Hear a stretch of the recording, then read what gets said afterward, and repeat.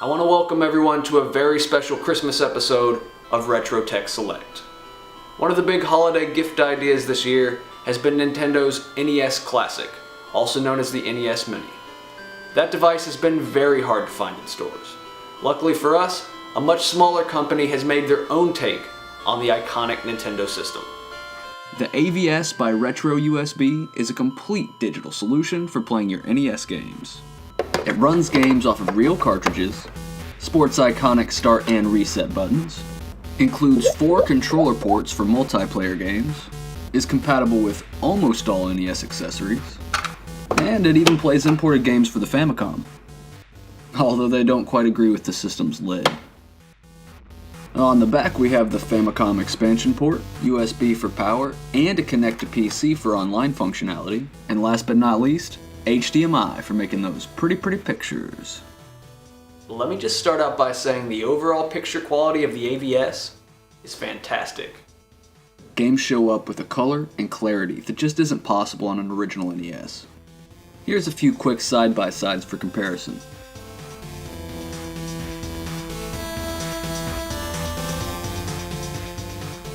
This difference becomes even more pronounced on larger displays, like being blown up to 120 inches on a living room wall. Is it alright if I use the phrase night and day one more time? So you're probably saying to yourself, of course this thing looks better than an old toaster, but how does it fare against more modern options? I've already gone over the Wii U Virtual Console in a previous video, so I won't touch on that in detail here. What I do think is interesting is how much better the AVS looks by comparison. The next few clips will pit the AVS against a handful of official options.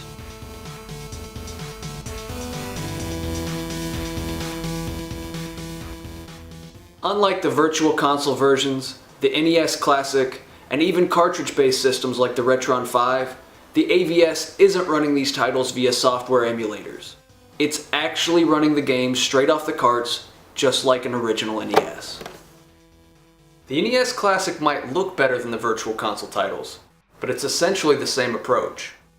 Because their lineups are set by current IP owners, you might miss out on classics like Dragon Warrior, Bomberman, and Tetris.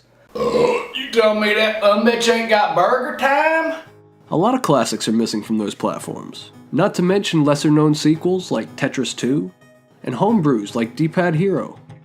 In fact, none of the titles I just listed are available on the eShop or NES Classic. By contrast, the AVS can play just about any cart you throw at it. Some games do require some, shall we say, special consideration to run properly. This is one of only a few flaws I found with the system. One complaint about the AVS is that it doesn't feature a 1080p output. This isn't a problem for me, as most displays handle 720p without a hitch.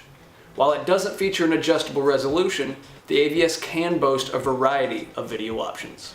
The most notable video option is adjustable aspect ratio. There is a special hell for those who stretch full screen content to 16:9. For now, I'll just focus on 4:3 down to 1:1. The standard 4:3 setting on the AVS is presentable, but definitely a little wide. When you scale down to a pixel-perfect 1:1, you get an image that's way too skinny for my taste. I find that you strike the perfect balance just one click left to center. Just right. The only problem you get with this setting is a nasty shimmer on horizontal scrolling.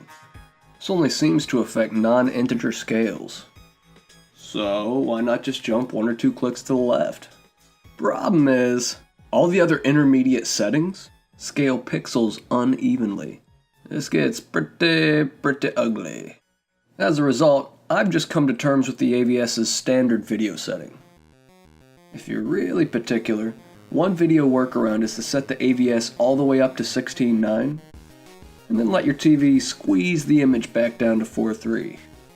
This gives you a picture that's more accurate to the output of the original NES, and it really emphasizes how much wider the AVS's standard setting is.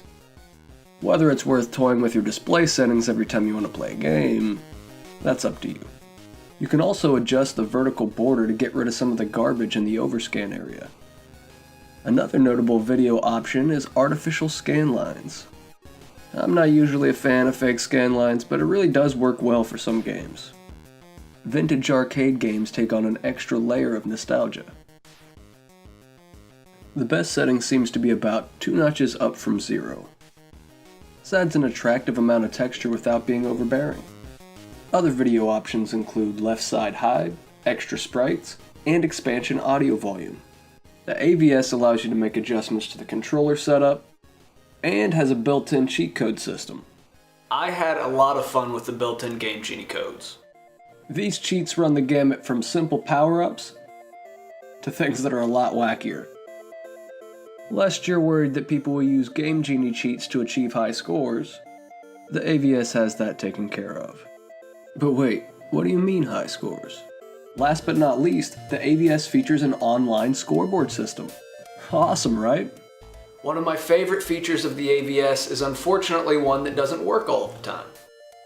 All too often I'd submit a high score, only to be greeted with an error message. Now, I'm confident that they'll resolve these issues in a future update, and I've even heard that they have something special in the works for online multiplayer.